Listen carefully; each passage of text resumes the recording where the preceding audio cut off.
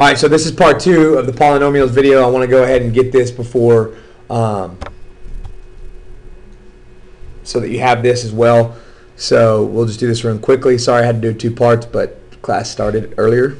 All right, so we need to find the area of the triangle below. All right, so we're looking at a triangle. The area formula for a triangle is area equals base times height divided by 2. You also might see it as half base times height, which is fine, but just do base times height divided by 2. And this is where we're going to apply our polynomial skills that we just learned. So if our base, so area equals, if our base is 12 m to the 4th power n to the 5th power times 7 mn to the 3rd power over 2, we just simplify that expression.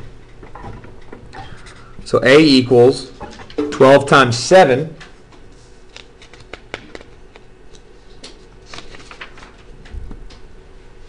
oh, they did half. So, sorry, talking to myself. So 12 times 7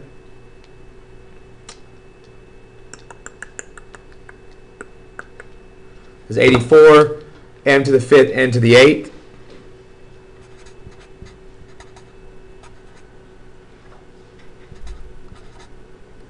Over 2.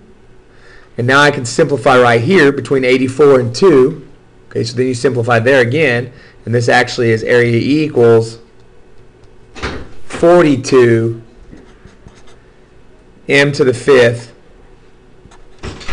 n to the 8th. So that is the area of our triangle. 42 m to the 5th n to the 8th.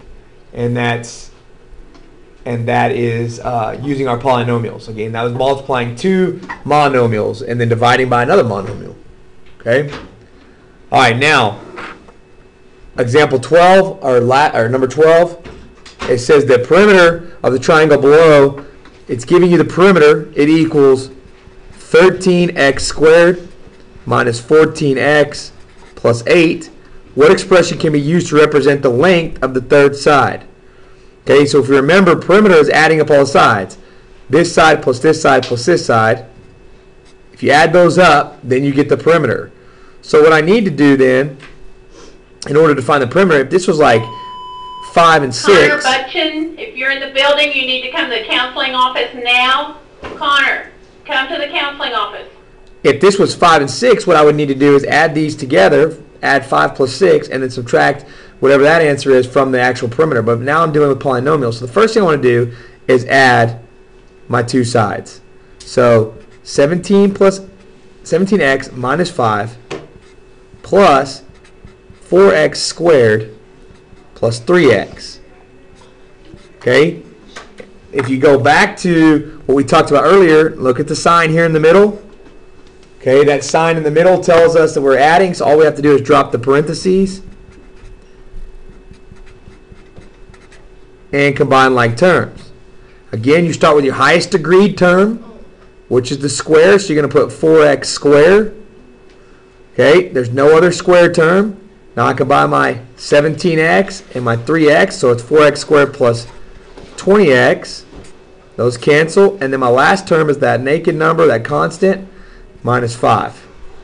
So that's adding these 2 sides together. That's all I did was add those 2 sides together. Now to find the other side, I need to take the perimeter and subtract this. So I'm going to take 13x squared minus 14x plus 8, and I'm going to subtract 4x squared plus 20x minus 5.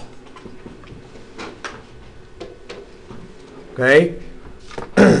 Now again, if you look again, what we talked about a little bit earlier, we have subtraction. So subtraction means we need to distribute that negative. So I can go ahead and drop these parentheses here. 13x squared minus 14x plus 8. Distribute that negative. Negative times 4x is negative 4x squared. Negative times 20 is negative 20x. And then negative times 5 is positive 5.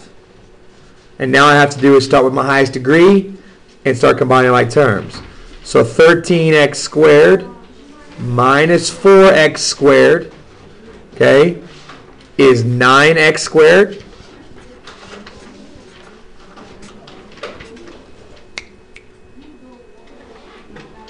And then negative 14x, that's my next degree down, negative 14x, okay, minus 20x is negative 34x.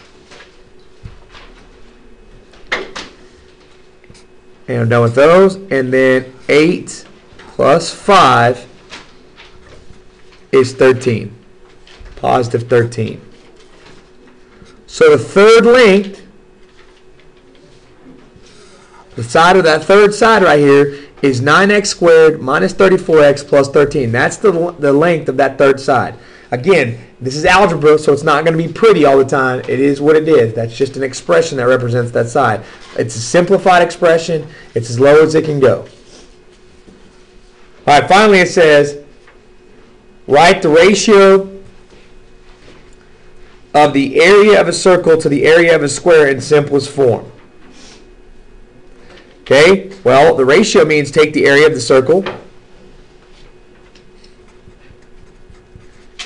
and divide by the area of the square.